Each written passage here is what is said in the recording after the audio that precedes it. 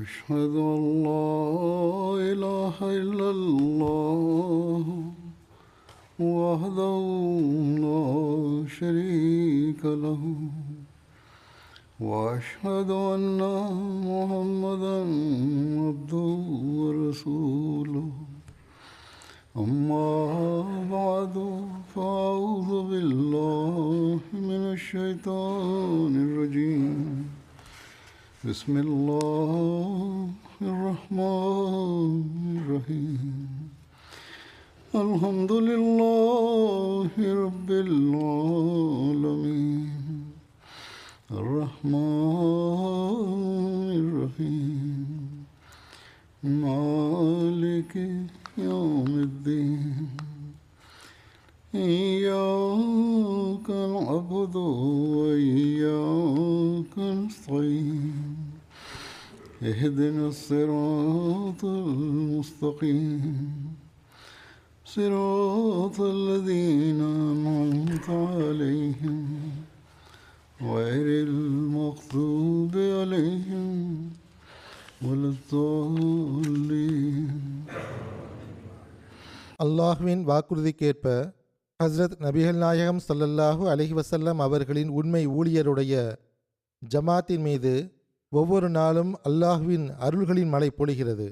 இதை குறித்து மாநாட்டின் அறிக்கையில் கூறப்படுகின்றது. இவை அனைத்தையும் சுருக்கமான நேரத்தில் எடுத்துரைப்பது சாத்தியமில்லை என்று நான் அங்கு கூறியிருந்தேன். எவ்வாறு அல்லாஹ் அருள் செய்கிறான் என்றும், ஜமாத்துடைய விஷயத்தில் மக்களுடைய உள்ளங்களை அல்லாஹ் எவ்வாறு திறக்கிறான் என்றும், எவ்வாறு அல்லாஹ் ஈமானை உறுதிப்படுத்துகிறான் என்றும், எதிரிகளை எவ்வாறு தோல்வியுறச் செய்கிறான் என்றும் எண்ணற்ற சம்பவங்களை மக்கள் எழுதுகிறார்கள். அவற்றிலிருந்து சிலவற்றை இன்றும் நான் எடுத்துரைப்பேன். ஏனென்றால் இச்சம்பவங்கள் பல அகமதிகளின் உள்ளங்களில் ஈமானை வலுப்படுத்துவதற்கு காரணமாக அமைகின்றது. அல்லாஹ் எவ்வாறு தப்லீகின் பல்வேறு வழிமுறைகளின் மூலமாக நல்ல ஆன்மாக்களை ஜமாத்திற்கு கொண்டு வருகிறான் என்பதை குறித்தும், எவ்வாறு புதிய ஜமாத்துகள் ஏற்படுத்தப்படுகின்றன என்பதை குறித்தும் காங்கோ கின்ஷாசா உடைய ஒரு சம்பவம் உள்ளது.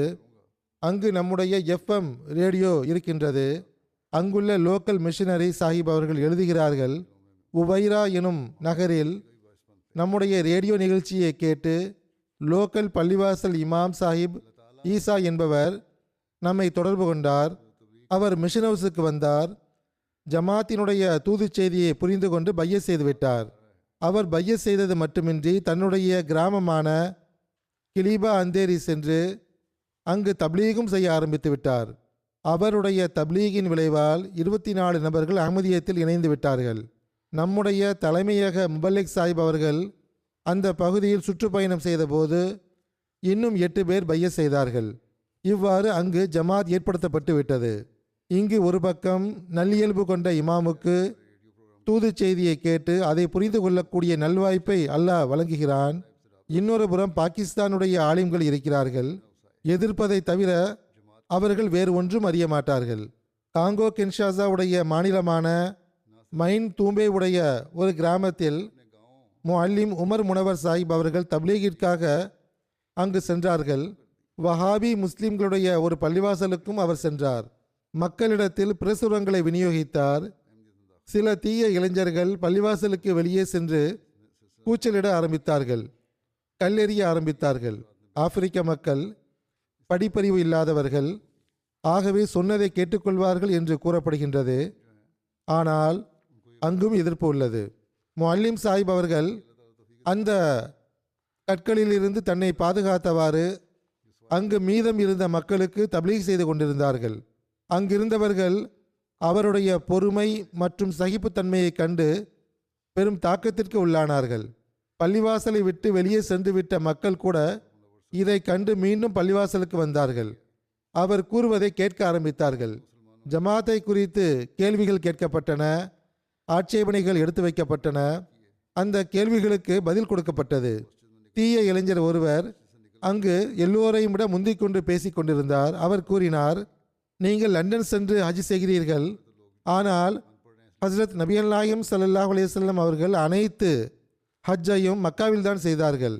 அதற்கு முஅல்லிம் சாஹிப் அவர்கள் அந்த இளைஞரிடம் ஹஸ்ரத் நபிகள் நாயகம் ஸல்லல்லாஹு அலைஹி வஸல்லம் அவர்கள் எத்தனை ஹஜ் செய்துள்ளார்கள் என்று கேட்டார். அதற்கு அந்த இளைஞர், ஹுசூர் ஸல்லல்லாஹு அலைஹி வஸல்லம் அவர்கள் எப்போது பிறந்தார்களோ அப்போது முதல் வாழ்நாள் முழுவதும் ஹஜ் செய்தார்கள் என்று கூறினார்.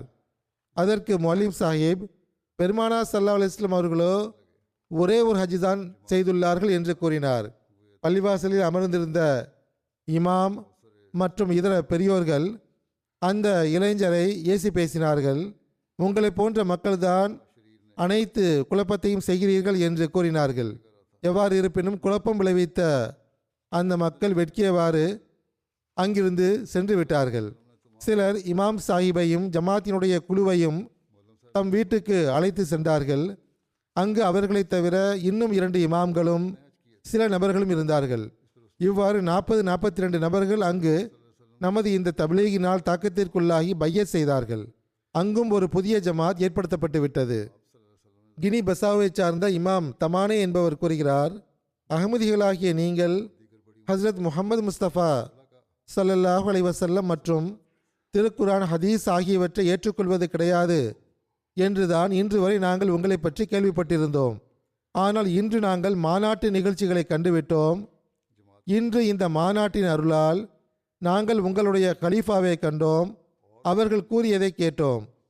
அவர்களோ அல்லாஹ் மற்றும் ஹஸ்ரத் முஹம்மது முஸ்தபா ஸல்லல்லாஹு அலைஹி வஸல்லம், திருக்குரான், ஹதீஸ் ஆகியவற்றை குறித்து அறிவுரை செய்தார்கள்.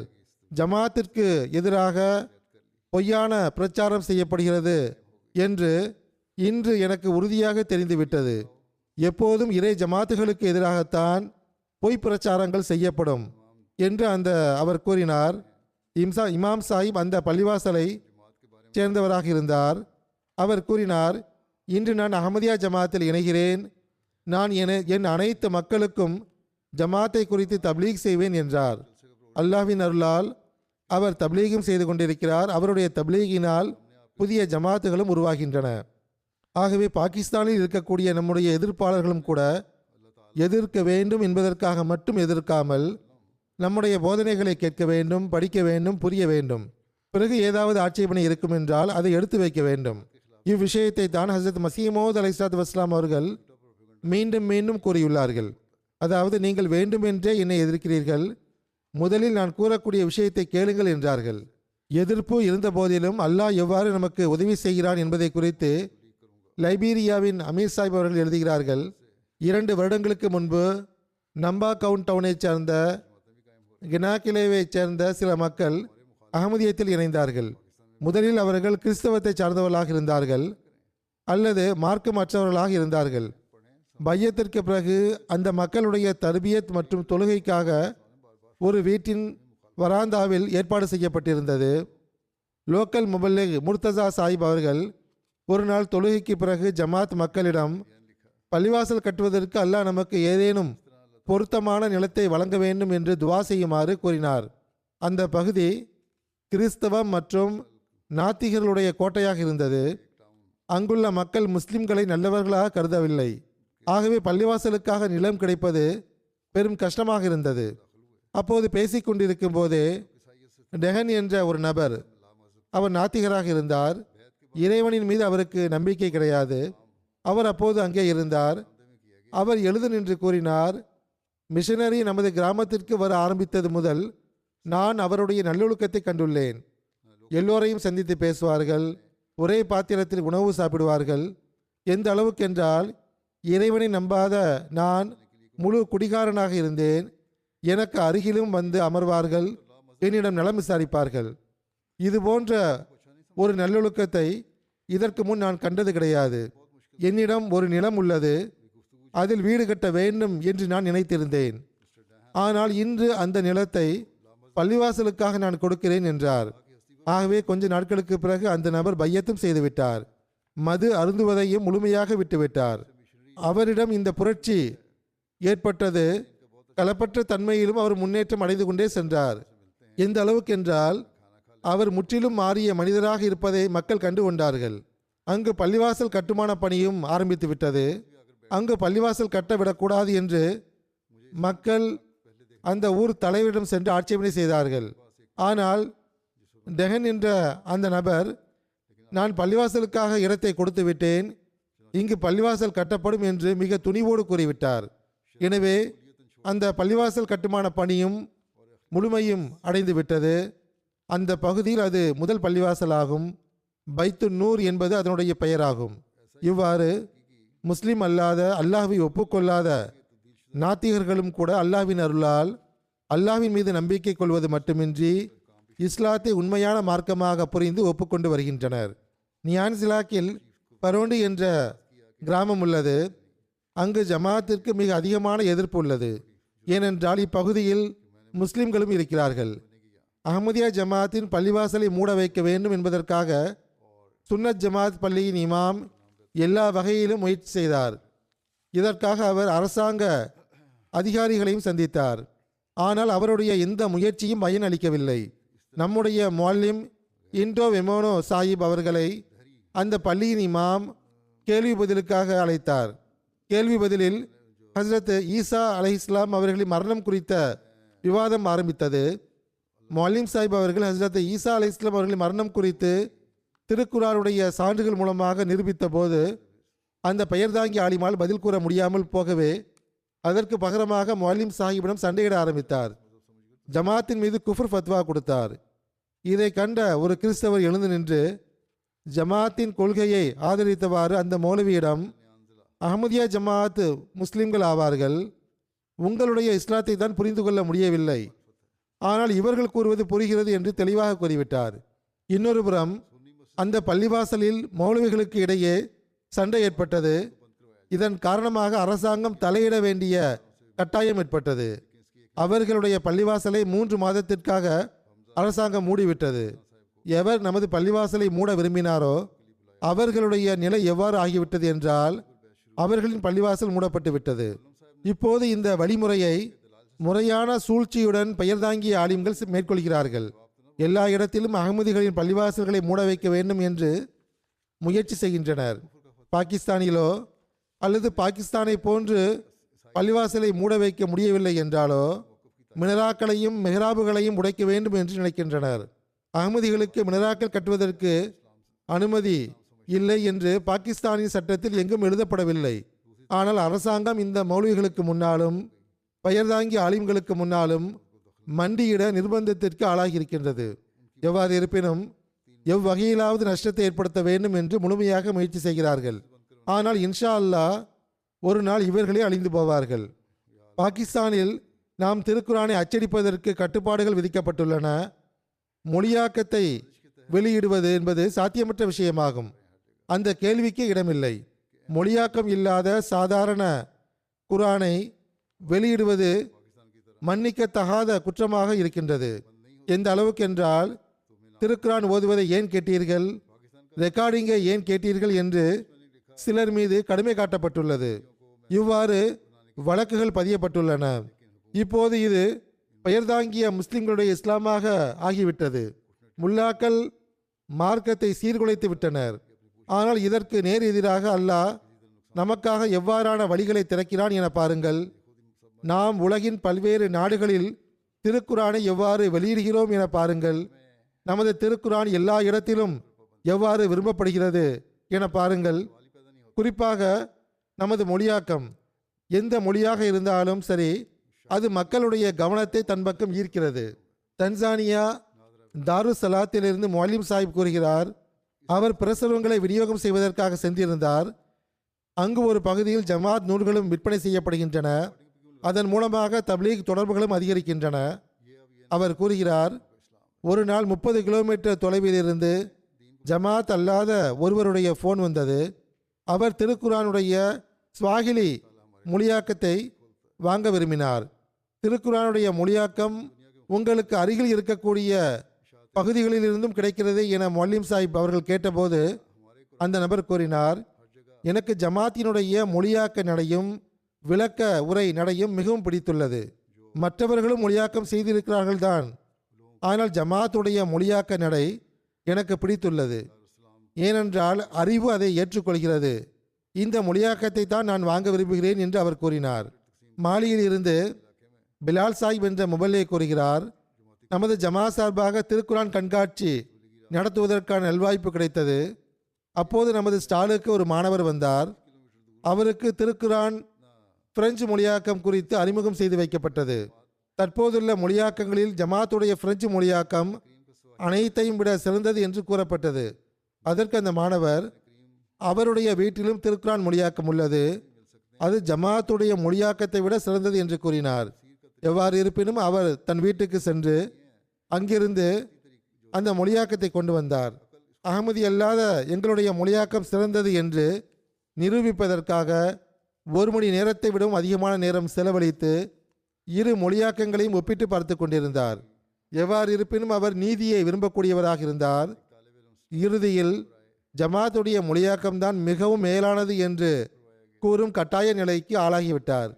உண்மையில் இந்த மொழியாக்கத்தினால் திருக்குரானை புரிவது மிக எளிதாகிவிட்டது என்று கூறினார். பிறகு அவர் திருக்குரான் மொழியாக்கம் ஒன்றை தம்முடன் வாங்கி சென்றார். ஜமாத்தின் போதனை மற்றும் ஹஸ்ரத் மசீஹ் மவ்ஊத் அலைஹிஸ்ஸலாத்து வஸ்ஸலாம் அவர்களின் இலக்கியங்கள் மூலமாக நல்லியல்பு கொண்ட முஸ்லிம்கள் மீது இஸ்லாத்தின் உண்மையான போதனை எவ்வாறு தாக்கத்தை ஏற்படுத்துகிறது என்பதை குறித்தும், அல்லாஹ்வின் மீது நம்பிக்கை எவ்வாறு ஏற்படுகிறது என்பதை குறித்தும் ஒரு சம்பவம் வருகிறது. ஜோஹட் புக் ஃபயரின் போது ஜலீமோஸ் என்னும் ஒருவர் வந்தார். அவர் கம்ப்யூட்டர் இன்ஜினியர் ஆவார். அவர் ஸ்டாலின் ஹஸ்ரத் மசீஹ் மவ்ஊத் அலைஹிஸ்ஸலாத்து வஸ்ஸலாம் அவர்களின் புகைப்படம் மற்றும் ஜமாத்துடைய நூல்களை பார்த்து கொண்டிருந்தார். கொஞ்ச நேரத்திற்கு பிறகு அவர் டியூட்டியில் இருந்த முபல்லிக் சாஹிபிடம் ஈர கண்களுடன் பேச ஆரம்பித்தார். இன்று நான் உங்களுக்கு முன்னால் ஒரு முஸ்லீமாக நிற்கிறேன் என்றால் அது அஹ்மதியா ஜமாத்தின் காரணமாகத்தான் ஆகும். ஜமாத் என் மீது பெரும் உபகாரம் செய்துள்ளது என்று கூறினார். அவரிடம், நீங்கள் அஹ்மதியா, ஜமாத் உங்கள் மீது எவ்வாறு உபகாரம் செய்தது என்று கேட்கப்பட்ட போது அவர் பதில் கூறினார், நான் அஹ்மதி கிடையாது, ஆனால் நான் மார்க்கத்தை விட்டு விலகிச் சென்று நாத்திகனாக ஆகிவிட்டேன். என்னுடைய வீட்டில் தந்தையிடம் அஹ்மதியா ஜமாத்தினுடைய சில பழைய நூல்கள் இருந்தன. அவை ஹசரத் மிர்சா குலாம் அஹமது சாஹிப் காதியானி அவர்களால் எழுதப்பட்ட நூல்களாக இருந்தன. அந்த நூல்களை நான் படிக்க ஆரம்பித்தேன். அந்த நூல்களில் ஹசரத் மிர்சா சாஹிப் அவர்கள் இறைவனை குறித்து சான்றுகளை எடுத்து வைத்திருந்தார்கள். அந்த சான்றுகள் என் கண்களை திறந்து விட்டன. நான் பதிலற்று போய்விட்டேன். இறை இருப்பின் மீது எனக்கு நம்பிக்கை ஏற்பட்டது என்று கூறினார். இவ்வாறு நாத்திகர்கள் கூட அஹ்மதியா ஜமாத்துடைய இலக்கியங்கள் மூலமாக தம் ஈமானை மீண்டும் நிலைநாட்டுகிறார்கள். அவர் கூறினார், இப்போது நான் அஹ்மதியா ஜமாத்துடைய வெப்சைட்டை படித்து வருகிறேன். அஹ்மதியா ஜமாத் இஸ்லாத்திற்கு ஆதரவாக எடுத்து வைக்கின்ற சான்றுகளால் எனது ஈமான் உறுதியாகியுள்ளது, எனது அறிவு வளர்கிறது. அஹ்மதியா ஜமாத்தின் மூலமாகத்தான் இன்று நான் முஸ்லீமாக உள்ளேன் என்று கூறினார். மேற்கத்திய உலகில் சில நாடுகளில் திருக்குரான் அவமதிக்கப்படுகின்றது. ஸ்வீடன், டென்மார்க் போன்ற நாடுகளில் அங்கு இஸ்லாத்தின் அழகிய போதனை எடுத்து வைக்கப்படும் போது அந்த எதிர்ப்பாளர்களின் மனநிலை மாறிவிடுகின்றது. எனவே இன்று அஹ்மதியா ஜமாத்து தான் திருக்குரானுடைய தகுதி மற்றும் அந்தஸ்தை உயர்த்துவதற்காகவும் அதனுடைய உண்மையான போதனையை கூறுவதற்கு முயற்சி செய்கின்றது. ஒரு ஜெர்மன் பெண்மணி ஸ்டாலுக்கு வந்தார். திருக்குரான் மற்றும் ஜமாத்துடைய நூல்களின் கண்காட்சி வைக்கப்பட்டிருந்தது. அந்த கண்காட்சியில் பல்வேறு தலைப்புகளில் இஸ்லாத்தை குறித்து காட்சி அமைக்கப்பட்டிருந்தது. திருக்குரான் மற்றும் ஹதீஸ் தொடர்பாகவும் காட்சி அமைக்கப்பட்டிருந்தது. இஸ்லாம் தீவிரவாதத்தை விரும்பக்கூடிய மார்க்கம் அல்ல என்று அது பறைசாற்றி கொண்டிருந்தது. அந்த பெண்மணி கூறினார், உங்களுடைய ஜமாத் இஸ்லாத்தை எங்களுக்கு முன்னால் எளிதாக எடுத்து வைத்து விட்டது. இப்போது இஸ்லாத்தை எதிர்ப்பதற்கோ திருக்குரானை எதிர்ப்பதற்கோ எந்த காரணமும் இல்லை என்று கூறினார்.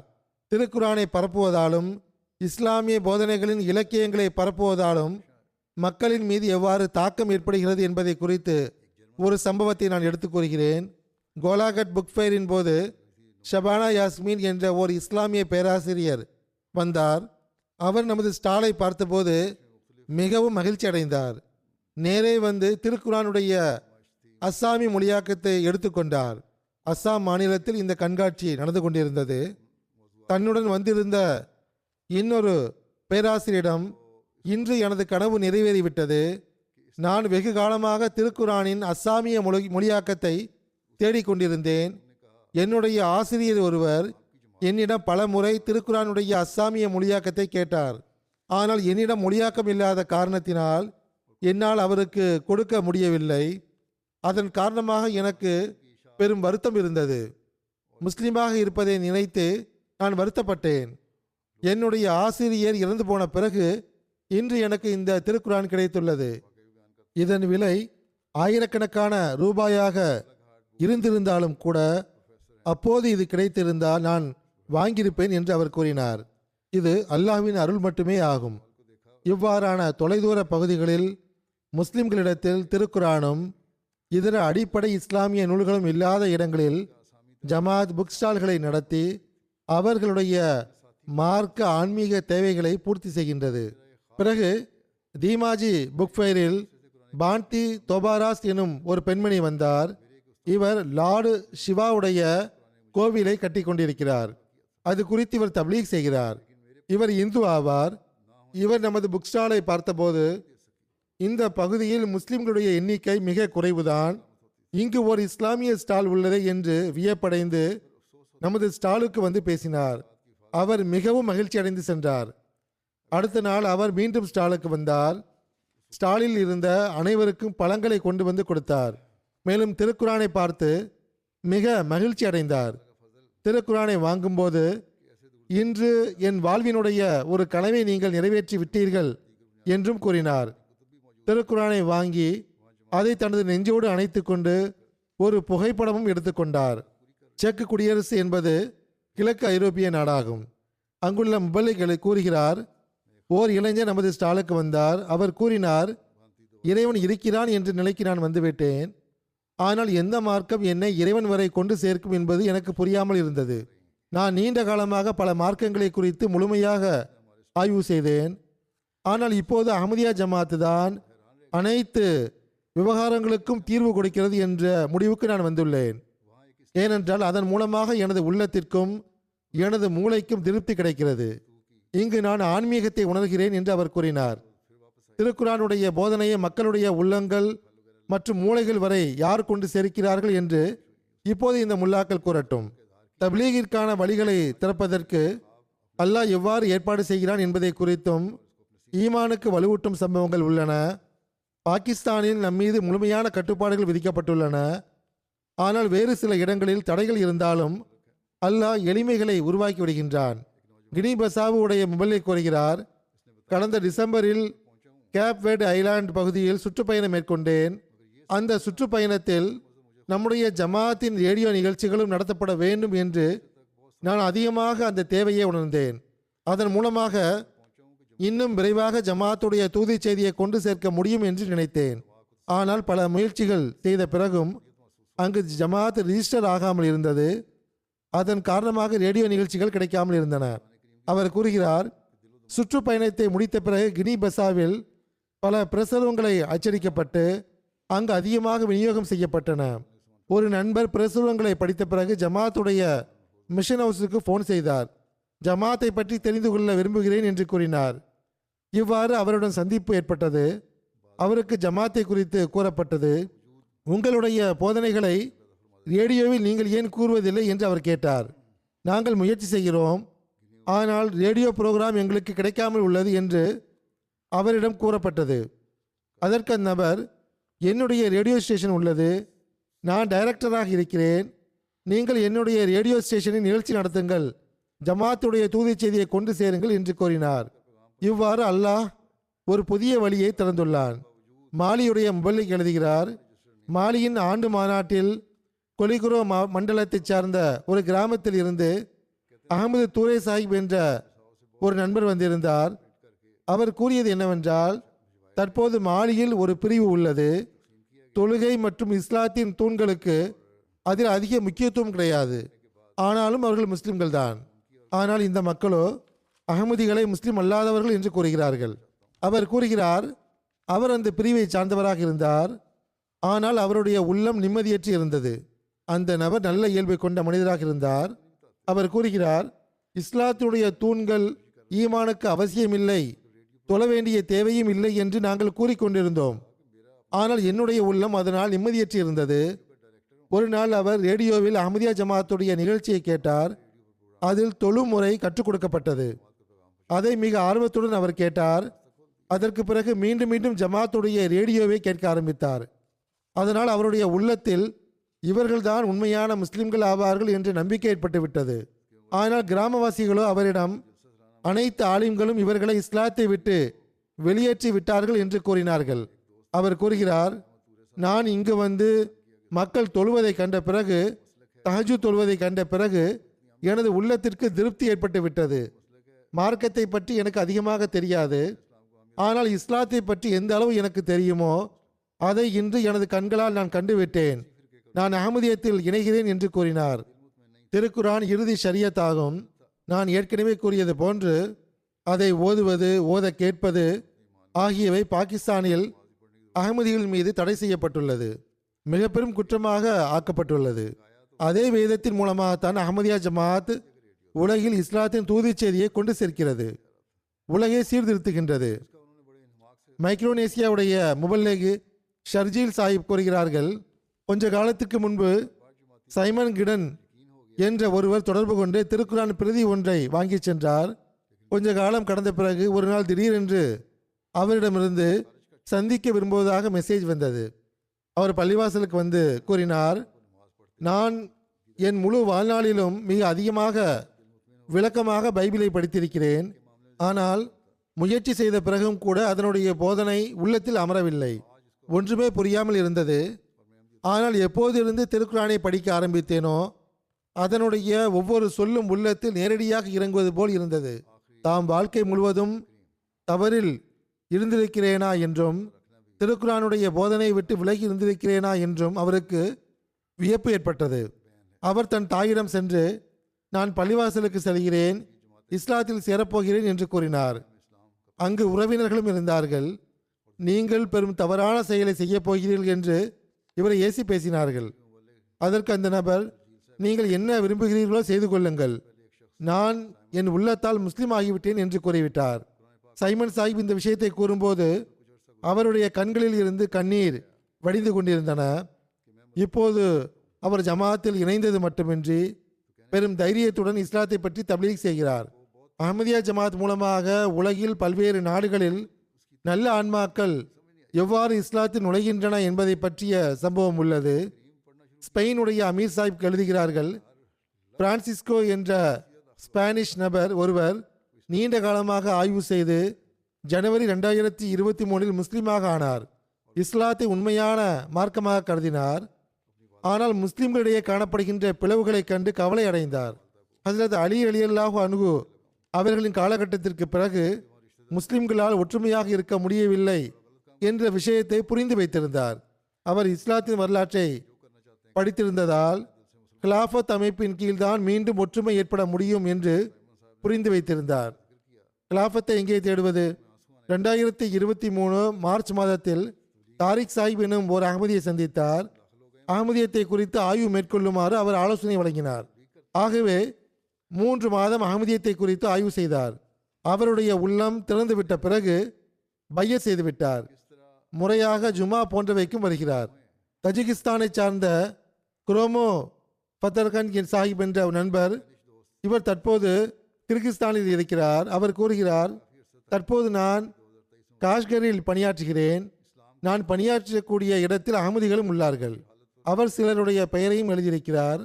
அவர் கூறுகிறார், நான் அவர்களுடன் 3 வருடங்கள் வரை ஜமாத்தை பற்றி பேசி வந்தேன்.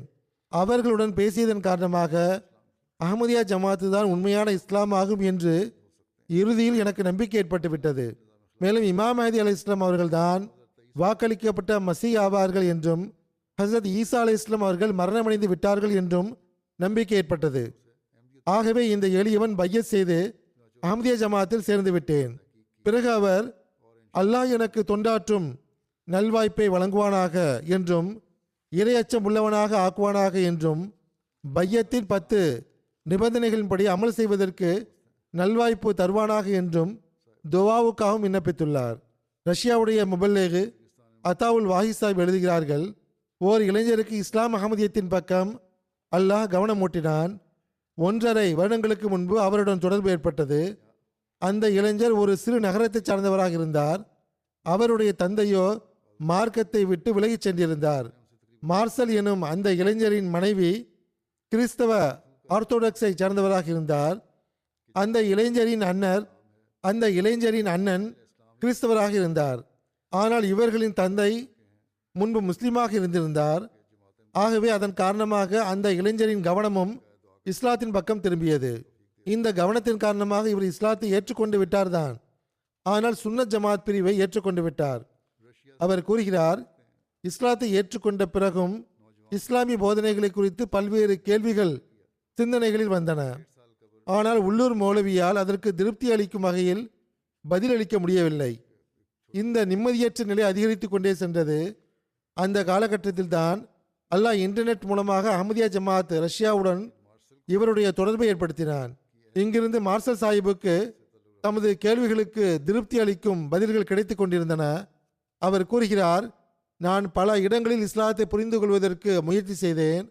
ஆனால் உண்மையான இஸ்லாத்தை அஹமதியத்தில் தான் நான் கண்டேன். ஆகவே அவர் பைய செய்து விட்டார். பிலிப்பைன்ஸ் உடைய மொபைலிக் இன்சார்ஜ் கூறுகிறார்கள், இங்கு ஒரு தீவில் 139 பையத்துகள் நடந்தன. பைய செய்தவர்களில் ஒரு ஸ்கூல் பிரின்சிபலும் 2 இமாம்களும் அடங்குவர். மொத்தம் 4 பள்ளிவாசல் இமாம்கள் அகமதியாக ஆகியிருந்தார்கள். ஹாஜி ஈசா சாஹிப் எனும் ஒரு இமாமும் அவர்கள் ஒருவர் ஆவார். அவர் எந்த பள்ளிவாசலில் இமாமாக இருந்தாரோ அது இப்போது அஹமதியா ஜமாத்துடைய பள்ளிவாசலாக இருக்கின்றது. அந்த பள்ளிவாசலுடன் சேர்ந்துள்ள கொஞ்சம் நிலத்தை ஒரு நண்பர் ஜமாத்திற்கு இலவசமாக கொடுத்துள்ளார். இவ்வருடம் அங்கு மிஷன் ஹவுஸ் கட்டக்கூடிய திட்டம் உள்ளது. அதன் மூலமாக நிரந்தரமாக ஒரு முஅல்லிமை நியமிக்கலாம். இம்மக்கள் பொருள் தியாகம் செய்யக்கூடியவர்களாம் இருக்கிறார்கள். அந்த இமாம் சந்தா மட்டும் வாங்குகிறார் என்று நினைக்கக்கூடாது.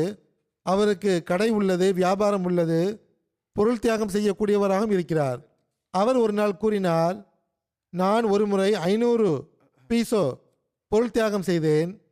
என்னுடைய ஈமானை உறுதிப்படுத்துவதற்காக அடுத்த நாளே நான் எதிர்பாராத இடத்திலிருந்து 1,00,000 பீசோவை அல்லாஹ் கொடுத்தான். இவ்வாறு அல்லாஹ் நல்லியல்பு கொண்ட மக்களுக்கு வழிகாட்டுகிறான். மாலியுடைய சுகாசோ என்னும் மண்டலத்தின் முபல்லிக் எழுதுகிறார், மர்வான் கோலிபாலி சாஹிப் என்பவர் அஹமதியா மிஷன் ஹவுஸுக்கு வந்தார். தாம் பைய செய்ய விரும்புவதாக கூறினார். அவர் கூறுகிறார், அவர் அஹமதியா ரேடியோவை ஆர்வத்துடன் கேட்டு வந்துள்ளார். ஜமாத்தினுடைய பெரும்பாலான விஷயங்களால் திருப்தி அடைந்துள்ளார். ஆனால் பைய செய்ய உள்ளம் ஒப்புக்கொள்ளவில்லை. அவர் கூறுகிறார், நேற்று ரேடியோ கேட்டுக்கொண்டிருக்கும் போது கண்ணை இருந்து விட்டேன். அப்போது கனவில் சந்திரன் மிகவும் பிரகாசமாக தென்பட்டது. அந்த சந்திரனில் 2 நபர்களுடைய புகைப்படம் இருந்தது. ஒரு புகைப்படம் பெரியதாகவும் இன்னொன்று சிறியதாகவும் இருந்தது.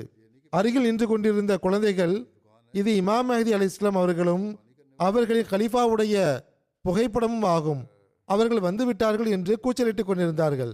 மர்வான் சாஹிப் கூறுகிறார்கள், அருகில் நின்று கொண்டிருந்த ஒரு பெரியவரிடம் உங்களுக்கும் புகைப்படம் தெரிகிறதா என்று கேட்டதற்கு அந்த பெரியவர் இல்லை என்று கூறிவிட்டார். மர்வான் சாஹிப் கூறுகிறார், ஆனால் எனது உள்ளம் திருப்தி அடைந்திருந்தது. அகமதியத்து தான் உண்மை ஜமாத் ஆகும், அது இமாம் மஹதியின் தோற்றத்தை அறிவித்துக் கொண்டிருக்கிறது என்று திருப்தி ஏற்பட்டு விட்டது.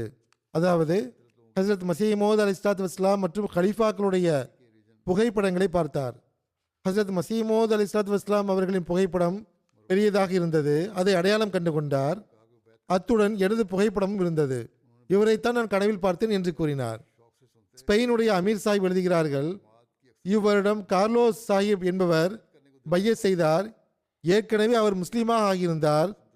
அப்துல் சலாம் என்று அவருக்கு பெயர் வைக்கப்பட்டிருந்தது. அவர் கனவில் ஹசரத் மசீஹ் மவ்ஊத் அலைஹிஸ்ஸலாத்து வஸ்ஸலாம் அவர்களை கண்டார். அன்னார் அவரிடம் அமைதியின் பக்கம் மாறுங்கள் என்று கூறுகிறார்கள். கனவிற்கு பிறகு ஒரு நாள் அவருடைய மனைவி இன்டர்நெட்டில் அவருக்கு ஒரு விஷயத்தை காட்டிக் கொண்டிருந்தார். அப்போது ஹசரத் மசீஹ் மவ்ஊத் அலைஹிஸ்ஸலாத்து வஸ்ஸலாம் அவர்களின் புகைப்படத்தை அவர் பார்த்தார். இந்த நபர்தான் என்னை கனவில் அமைதியின் பக்கம் அழைத்துக் கொண்டிருந்தார் என்று அவர் கூறினார். ஆகவே அகமதியத்தை பற்றி ஆராய ஆரம்பித்தார். கொஞ்ச நாட்களுக்கு பிறகு மறுபடியும் அவர் கனவு பார்த்தார். அதில் ஹசரத் மசீஹ் மவ்ஊத் அலைஹிஸ்ஸலாத்து வஸ்ஸலாம் அவர்கள் அவரிடம் நான் இமாம் மஹதி ஆவேன், மசீஹ் ஆவேன் என்று கூறுகிறார்கள். இந்த கனவிற்கு பிறகு அவருடைய உள்ளம் அகமதியத்தை ஏற்றுக்கொண்டு விட்டது. ஆனால் அவர் பையத் செய்யவில்லை. தமது ஆராய்ச்சியை தொடர்ந்து கொண்டிருந்தார். 3வது முறையாக அவர் ஹசரத் மசீஹ் மவ்ஊத் அலைஹிஸ்ஸலாத்து வஸ்ஸலாம் அவர்களை கனவில் பார்த்தார். அன்னாருடைய முகத்தில் கோபத்தின் அடையாளங்கள் இருந்தன. அதை கண்டு அவர் உடனடியாக ஜமாத்திடம் தொடர்பு கொண்டு பையத் செய்துவிட்டார். எதிராளிகள் எவ்வளவுதான் முயற்சி செய்தாலும் கூட புதிய அகமதிகள் தம் ஈமானின் உறுதிப்பாட்டை எவ்வாறு வெளிப்படுத்துகிறார்கள் என்பதை பற்றிய சம்பவம். புர்கினோ ஃபாசோ மெஹதியாபாத்தை சார்ந்த ஒரு நாசிர் சையது வீகா சாஹிப் என்பவர் கூறுகிறார், எங்களுடைய கிராமத்தில் பெரும்பாலான மக்கள் அஹ்மதியத்தை ஏற்றுக்கொண்ட பிறகு சவுதி அரேபியாவில் இருக்கும் எனது ஒரு கசின் தம் சார்பாக செலவு செய்து எங்களை சவுதி அரேபியாவுக்கு வரவழைத்தார். அங்கு சென்றடைந்த போது எங்களை காபத்துல்லாவுக்கு அழைத்து சென்றார். இவை இஸ்லாத்தின் புனித இடங்களாகும். இஸ்லாம் இங்கிருந்து தான் ஆரம்பமானது, பாகிஸ்தானில் இருந்து அல்ல. ஆகவே இங்கு இருக்கின்ற வஹாபி கொள்கையை மேற்கொள்ளுங்கள், அஹ்மதியத்தை விட்டுவிடுங்கள் என்று கூறினார். அதற்கு நான் அவரிடம், இதற்காகவா நீங்கள் எங்களை இங்கு அழைத்தீர்கள் என்று கேட்டதற்கு அவர் ஆமாம் என்று தலையசைத்தார். நான் அவரிடம் கூறினேன், இந்த புனித இடத்தின் நிழலில் நின்று கொண்டு நான் துவா செய்ய போகிறேன். இறைவா, என்னுடைய வாழ்வில் நான் அஹ்மதியத்தை விடக்கூடிய எந்த ஒரு நிலையும் வந்துவிடக்கூடாது. அதற்கு முந்தைய ஈமானிய நிலையிலேயே நீ எனக்கு மரணத்தை தந்து விடுவாயாக. நான் எனது ஈமானை விட்டு திரும்பிவிடக்கூடிய சந்தர்ப்பமே எனக்கு வரக்கூடாது என்று துவா செய்ய போகிறேன் என்று கூறி அவ்வாறு துவா செய்தேன். அவர் கூறுகிறார், எவ்வாறு இருப்பினும் அதற்கு பிறகு வெகு விரைவில் நாங்கள் புர்கினோ ஃபாசோ வந்துவிட்டோம். இறைவனுடைய நடைமுறை எவ்வாறு செயல்பட்டது என்றால், உறவினராக இருந்த அந்த கசின் அவரை சந்திப்பதற்காகவும் அன்பர்களையும் உறவினர்களையும் சந்திப்பதற்காக புர்கினோ ஃபாசோக்கு வந்தார். அவருக்கு அல்ஹாஜ் இப்ராஹிம் சாஹிப் அவர்கள் தப்லீக் செய்தார்கள். அதன் காரணமாக அவர் அஹ்மதியாக ஆகிவிட்டார். எவ்வாறு இருப்பினும் அவர் கூறுகிறார், எவர் நம்மை இரையாக ஆக்க விரும்பினாரோ அவரே அஹ்மதியத்திற்கு இரையாக ஆகிப்போனார். எதிர்ப்பை கண்டு உறுதியாக இருக்கும் ஒரு சம்பவம் உள்ளது. இதுவும் புர்கினோ ஃபாசோவுடைய சம்பவம்தான்.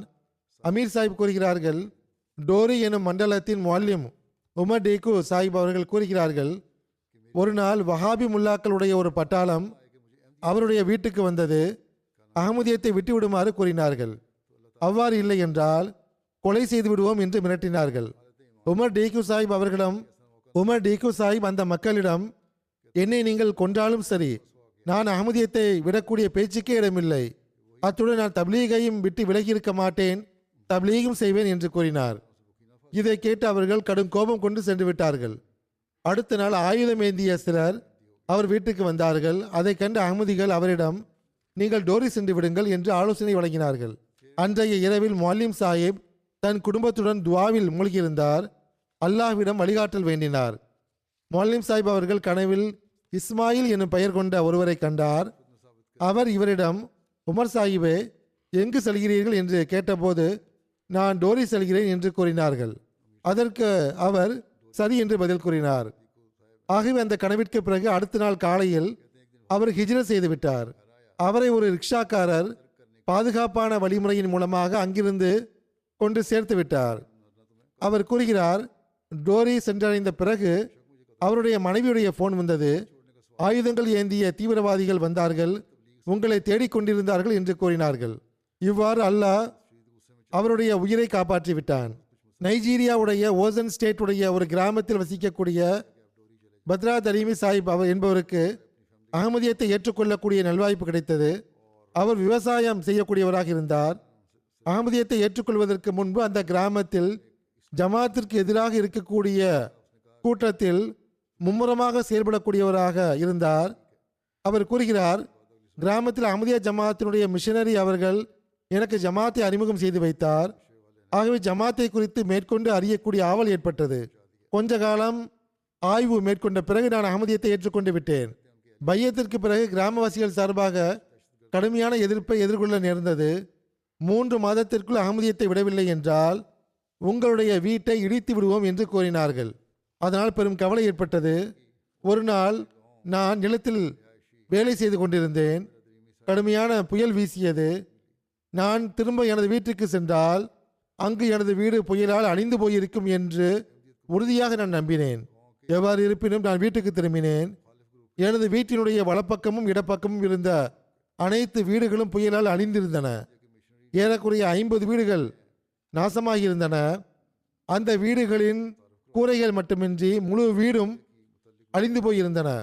அப்போது எதிரிகள் கூறிய ஒரு விஷயம் எனது சிந்தனையில் வந்தது. அந்த விஷயம் என்னவென்றால், நீங்கள் அஹ்மதியத்தை ஏற்றுக்கொண்டுள்ளீர்கள்.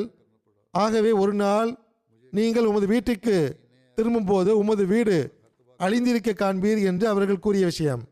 அப்போது நான் துவா செய்திருந்தேன், அல்லாஹ்வே, இந்த ஜமாத் உன்னுடைய ஜமாத் என்றால் ஹஸ்ரத் மசீஹ் மவ்ஊத் அலைஹிஸ்ஸலாத்து வஸ்ஸலாம் அவர்கள் ஹஸ்ரத் பெருமானா ஸல்லல்லாஹு அலைஹி வஸல்லம் அவர்களால் நற்செய்தி கூறப்பட்ட அதே வாக்களிக்கப்பட்ட மசீஹ் என்றால், மஹதி என்றால், நீ எனது வீட்டை விழச் செய்யாமல் இருப்பாயாக என்று துவா செய்திருந்தேன். எவ்வாறு இருப்பினும் மழை நின்ற பிறகு நான் எனது வீட்டுக்குள் சென்றேன். அதில் ஒவ்வொரு அறையும் பாதுகாப்பாக இருப்பதை நான் கண்டேன். எவ்வித பாதிப்பும் ஏற்படவில்லை. ஆனால் சுற்றி இருந்த பல வீடுகள் அழிந்து போயிருந்தன. அவர் கூறுகிறார், இந்த சம்பவத்திற்கு பிறகு அஹ்மதியத் உண்மை என்பதில் எனது ஈமான் இன்னும் உறுதியாகிவிட்டது. இந்த ஜமாத் உண்மையிலேயே இறை ஜமாத் ஆகும் என்று எனக்கு நம்பிக்கை ஏற்பட்டுவிட்டது.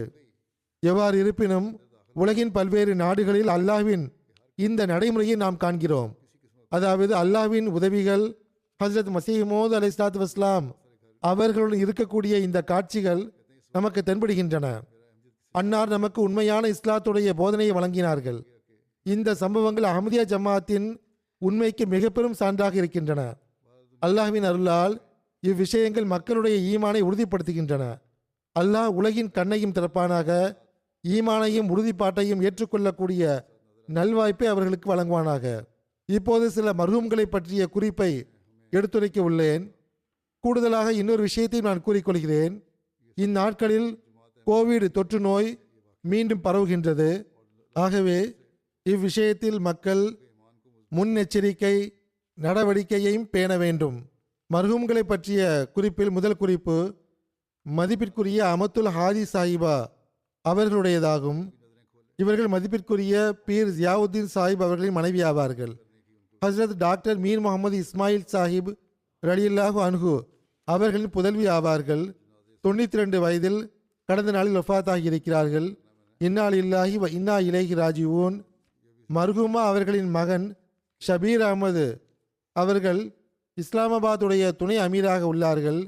பிரிகேடர் தபீர் அகமது அவர்கள் ரிட்டையர்மெண்ட்டுக்கு பிறகு தற்போது ஃபஸ்லே உமர் ஹாஸ்பிட்டலில் அட்மினிஸ்ட்ரேட்டராக உள்ளார்கள். மர்ஹூமாவுக்கு இரு மகள்களும் உள்ளார்கள்.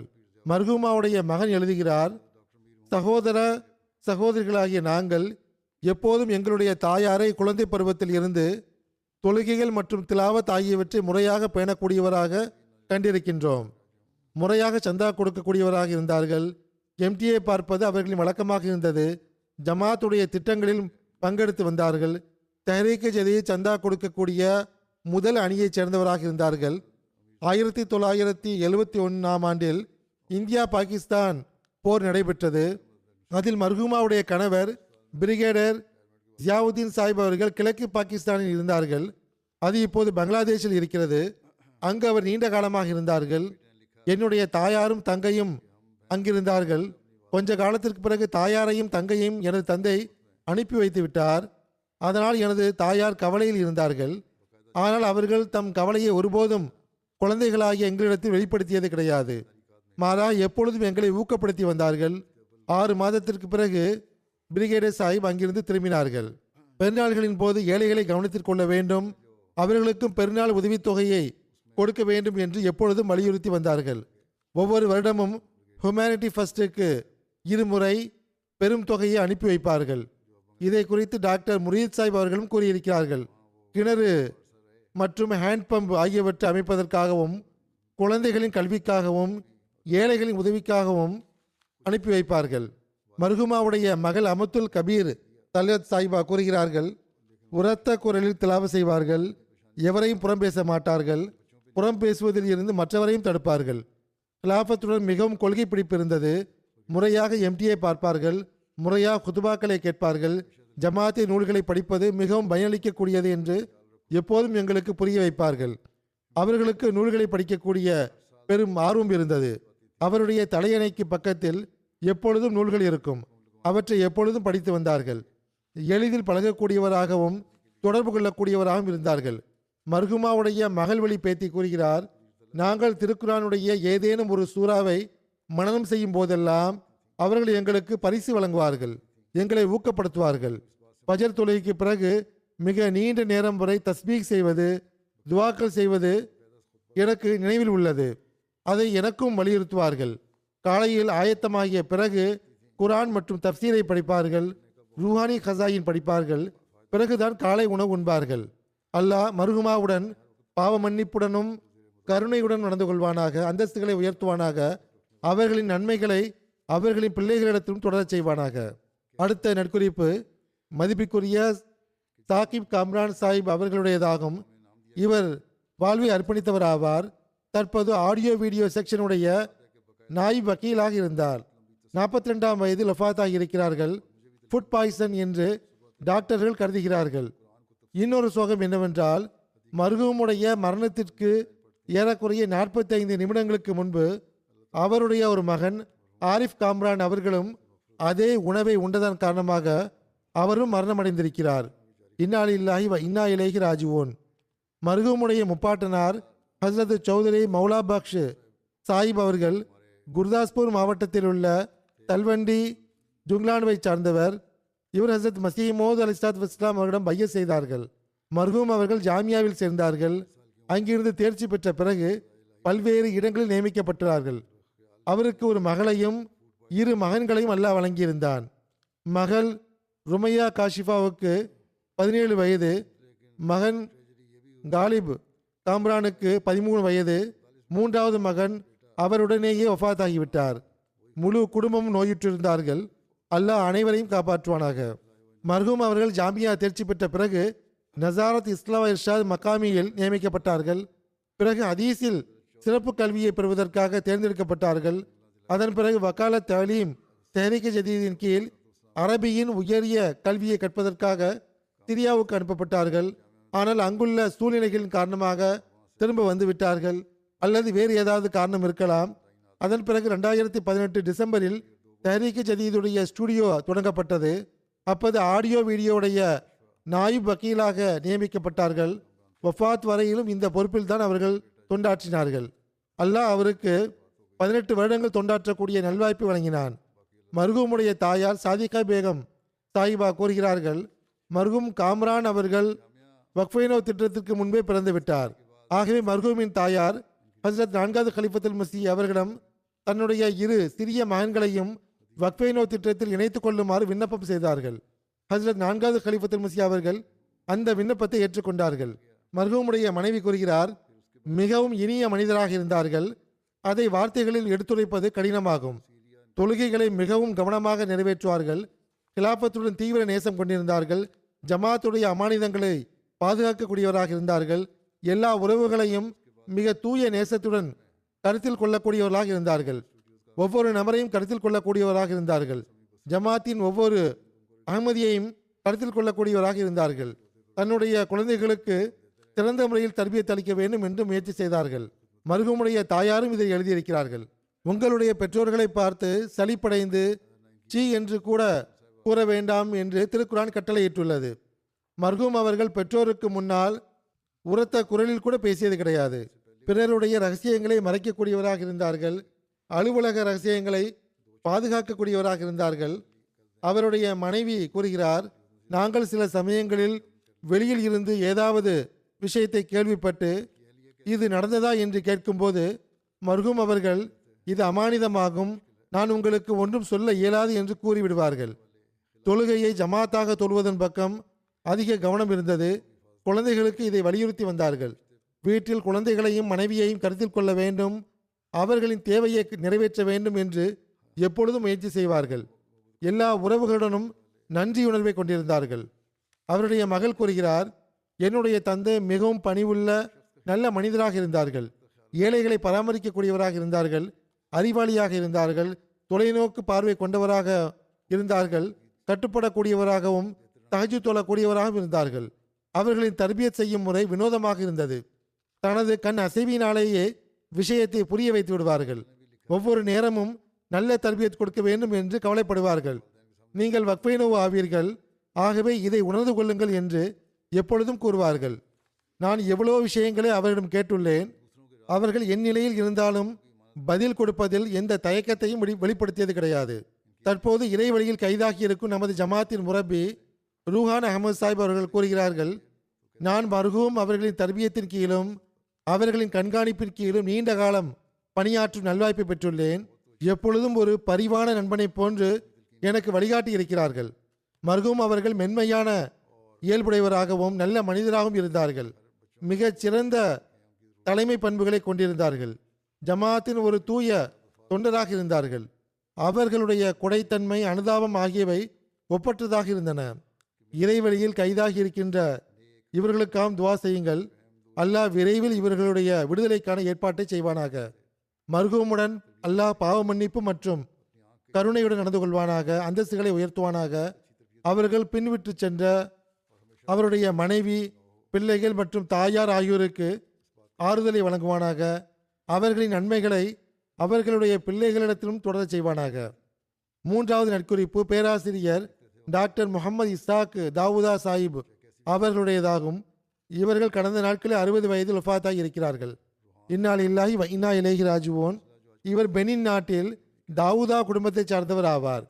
அந்த குடும்பத்தை சார்ந்தவர்கள் பெனினில் முதன்முறையாக அஹ்மதியத்தை ஏற்றுக்கொண்டார்கள். பெனினுடைய முதல் அஹ்மதி மதிப்பிற்குரிய ஜிக்ருல்லா தாவூத் சாஹிப் ஆவார்கள். இவர்கள் மர்ஹூமுடைய பெரிய தந்தை ஆவார்கள். இவருடைய தந்தை ஈசா தாவூத் அவர்கள் உயிருடன் இருக்கும் வரை பெனினுடைய நேஷனல் அமீராக இருந்தார்கள். நாயிப் அமீராகவும் இருந்துள்ளார்கள். 1980 மர்ஹூம் அவர்கள் மாணவராக இருக்கும்போது அவருடைய பெரிய தந்தை ஜிக்ருல்லா தாவூத் சாஹிப் அவர்களின் தப்லீகினால் அஹ்மதியத்தை ஏற்றுக்கொண்டார்கள். அஹ்மதியத்தை ஏற்றுக்கொண்ட பிறகு தனது பெரிய தந்தையுடன் சேர்ந்து தமது பெற்றோர்களுக்கு தப்லீக் செய்தார்கள். கொஞ்ச காலத்திற்கு பிறகு அவர்களுடைய தப்லீகினால் தந்தையும் தாயும் அஹ்மதி ஆகிவிட்டார்கள். 2022 செனிகால் யூனிவர்சிட்டியில் ஜுவாலஜியில் PhD டிகிரி பெற்றார்கள். அதற்கு பிறகு பெனினுக்கு திரும்பினார்கள். பராக்கோ யூனிவர்சிட்டியில் பேராசிரியராக நியமிக்கப்பட்டார்கள். தமது திறமையின் அடிப்படையில் உள்நாட்டிலும் வெளிநாட்டிலும் பல மாநாடுகளில் கலந்து கொண்டுள்ளார்கள்.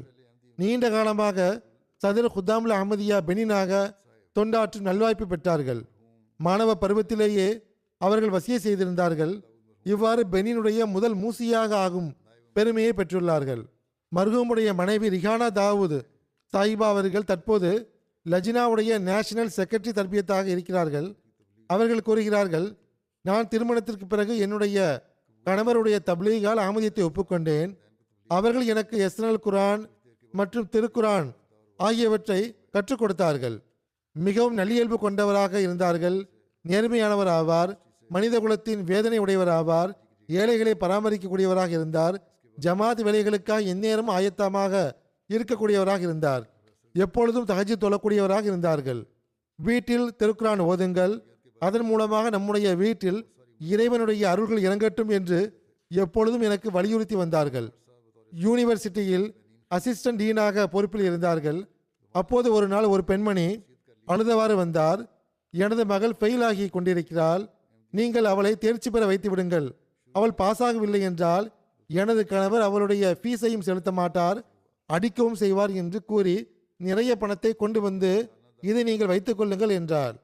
அப்போது மர்ஹூம் கூறினார், பணத்தை கொடுத்துதான் பாஸாக முடியும் என்றால் பிறகு ஏழை ஒருபோதும் பாஸாக முடியாதே என்று கூறியவாறு, நீங்கள் லஞ்சம் கொடுப்பதற்காக பணம் கொண்டு வந்துள்ளீர்கள்.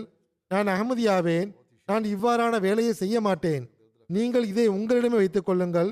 இதை கொண்டே ஃபீஸ் செலுத்துங்கள். அதில் ஏதாவது குறைவு ஏற்பட்டால் நான் உங்களுக்கு தருகிறேன். ஆனால் லஞ்சம் கொடுத்து சிபாரிசு செய்ய வைத்து பாஸாக வைக்க இயலாது என்று கூறிவிட்டார். எவ்வாறு இருப்பினும் அந்த பெண் அந்த பணப்பையை அங்கே விட்டு சென்று விட்டாள். அவருடைய மர்ஹூமுடைய மனைவி அந்த பை இங்குதான் உள்ளது என்று கூறியதும் அதை எடுத்துக்கொண்டு கணக்காளரிடம் சென்றார். ஏனென்றால் அந்த பெண்ணிடம், என்னுடைய வீட்டை குறித்து யார் கூறினார்கள், உனக்கு நான் அறிமுகம் இல்லையே என்று கேட்டிருந்த போது யூனிவர்சிட்டியுடைய கணக்காளர் தான் கூறினார் என்று அந்த பெண் கூறியிருந்தார். எவ்வாறு இருப்பினும் மர்ஹூம் அவர்கள் கணக்காளரிடம் சென்று பணத்தை கொடுத்து அதை அந்த பெண்மணியிடம் திரும்ப கொடுக்குமாறு கூறிவிட்டார்கள். அதற்கு பிறகு யூனிவர்சிட்டியுடைய மீட்டிங்கை அழைத்தார்கள். அங்கு இந்த அனைத்து விஷயத்தையும் எடுத்து வைத்தார்கள். அங்கு பேராசிரியர்கள் ஒன்று கூடி இருந்தார்கள். அந்த பெண்மணியை 3 லட்சம் பிராங்க் கொண்டு வந்திருந்தால் இதில் 1.5 லட்சம் தான் உள்ளது என்று அவர்கள் கூறினார்கள். எவ்வாறு இருப்பினும் ஏதோ ஒரு கணக்காளர் தான் அதில் கையாடல் செய்திருந்தார். அவருடைய எதிராளிகள் அவரை துணை டீன் பொறுப்பில் இருந்து நீக்கம் செய்ய வேண்டும், அவர் மீது லஞ்சத்திற்கான குற்றச்சாட்டு சுமத்தப்பட வேண்டும் என்று முயற்சி செய்தார்கள். ஆனால் அதில் அவர்களால் வெற்றி பெற இயலவில்லை. யூனிவர்சிட்டியைச் சேர்ந்தவர்களும் மற்றவர்களும் அவருடைய தோழர்களும் அதற்கு பிறகு அவரை குறித்து தாங்கள் பெற்ற தாக்கங்களை வெளிப்படுத்தியவாறு கூறும்போது அன்னார் மிகவும் நேர்மையான மனிதராக இருந்தார்கள் என்று கூறினார்கள். எப்பொழுதும் தன்னுடைய பகுதியில் இருக்கும் ஏழைகள், விதவைகள் ஆகியோரை கருத்தில் கொண்டு வந்தார்கள். ஏழையின் வீட்டு மராமத்து பணிகளை சரி செய்து கொடுப்பார்கள். குழந்தைகளை ஊக்கப்படுத்துவார்கள். ஒவ்வொருவரையும் நேசிப்பார்கள். அவருடைய மரணத்தின் போது பராக்கோ யூனிவர்சிட்டியில் வேளாண்மை துறையை சார்ந்த பல பேராசிரியர்கள் வந்திருந்தார்கள். அந்த துறையின் இன்சார்ஜ் ப்ரொஃபஸர் டாக்டர் இப்ராஹிம் அவர்கள் கூறினார்கள், மிகவும் பணிவுள்ள நேர்மையான மனிதராக இருந்தார்கள். யூனிவர்சிட்டியில் பாப்பா போனர் என்ற பெயரால் புகழ் பெற்றிருந்தார்கள். இது பிரெஞ்சு சொல்லாகும். அதனுடைய பொருள் அனைவருக்கும் அருள் கொடுக்கக்கூடியவர் என்பதாகும். தேவையுடைய ஒவ்வொருவருக்கும் தம் பையில் எது இருக்குமோ அதை கொண்டு உதவி செய்வார். தம் பையில் இருப்பவற்றை கொடுத்து விடுவார். ஒருபோதும் வெறுங்கையுடன் திரும்ப அனுப்ப மாட்டார். அல்லாஹின் மீது அதிக நம்பிக்கை இருந்தது. மர்ஹூம் அவர்களுக்கு ஹஜ்ரத் நபிகள் நாயகம் ஸல்லல்லாஹு அலைஹி வஸல்லம் மற்றும் ஹஜ்ரத் மஸீஹ் மவ்ஊத் அலைஹிஸ்ஸலாம் மற்றும் ஹிலாஃபத்துடன் அளவற்ற அன்பு இருந்தது. ஹஜ்ரத் நபிகள் நாயகம் ஸல்லல்லாஹு அலைஹி வஸல்லம் அவர்கள் மீது எந்த அளவு அன்பு இருந்தது என்றால், அல்லாஹ்வே ஹஜ்ரத் நபிகள் நாயகம் ஸல்லல்லாஹு அலைஹி வஸல்லம் அவர்களின் 63 வயதை விட எனக்கு அதிகமான வாழ்நாளை தர வேண்டாம் என்று துவா செய்து வந்தார்கள். மர்ஹூம் அவர்கள் இதய நோயாளியாக இருந்தார்கள். பிரான்சுக்கு ஹார்ட் சர்ஜரிக்காக சென்றபோது கையில் அலைஹிஸ்ஸலாவுடைய மோதிரத்தை அணிந்திருந்தார்கள். அதை கலற்றுமாறு டாக்டர்கள் கூறிய போது, இதை நான் கலற்ற மாட்டேன், இது மரணம் வரையிலும் என்னுடன் இருக்கும், ஏனென்றால் இது அல்லாஹ்வுடைய அருளாகும், அதை நான் எப்பொழுதும் நினைவில் வைத்திருக்க விரும்புகிறேன் என்று கூறினார்கள். அங்கு தற்போது செயல் அமீராக முபல்லிக் இன்சார்ஜ் மியா கமர் சாஹிப் உள்ளார்கள். அவர் கூறுகிறார், நான் பராக்கோவில் மண்டல முபல்லிகாக இருந்தபோது மர்ஹூம் அவர்கள் தன் வருமானத்திலிருந்து தன்னுடைய வசியத் மற்றும் இதர சந்தாக்களை ஒரு கவரில் போட்டு பள்ளிவாசலுக்கு கொண்டு வந்து முதலிலேயே கொடுத்து விடுவார்கள். இதற்கான ரசீதை எழுதுங்கள் என்பார்கள். எப்பொழுதும் சிரித்த முகத்தோடு இருப்பார்கள். எல்லா துன்பத்திலும் கவலையிலும் நானும் துவா செய்கிறேன், தற்போதைய கலிஃபாவுக்கும் துவாவுக்காக எழுதியுள்ளேன், அல்லாஹ் எளிதை உருவாக்குவான் என்று கூறுவார்கள். பின்விட்டு சென்றவர்களுள் மனைவியும் 2 மகள்களும் 2 மகன்களும் உள்ளனர். மூத்த மகள் மக்சதா தாவூதா அவர்கள் வேளாண்மையில் PhD படித்து கொண்டிருக்கிறார்கள். ரகீப் தாவூதா மற்றும் மஸ்ரூர் தாவூதா ஆகிய 2 மகன்களும் கம்ப்யூட்டருடைய கல்வியை கற்று வருகிறார்கள். அல்லாஹ் அந்த பிள்ளைகளுக்கும் அவர்களின் தந்தையுடைய அடிச்சுவட்டை பின்பற்றி நடக்க செய்வானாக. மர்ஹூமுடன் பாவ மன்னிப்பு மற்றும் கருணையுடன் நடந்து கொள்வானாக. அந்தஸ்துகளை உயர்த்துவானாக. தொழுகைக்கு பிறகு இன்ஷா அல்லாஹ் ஜனாசா தொலை வைக்கப்படும்.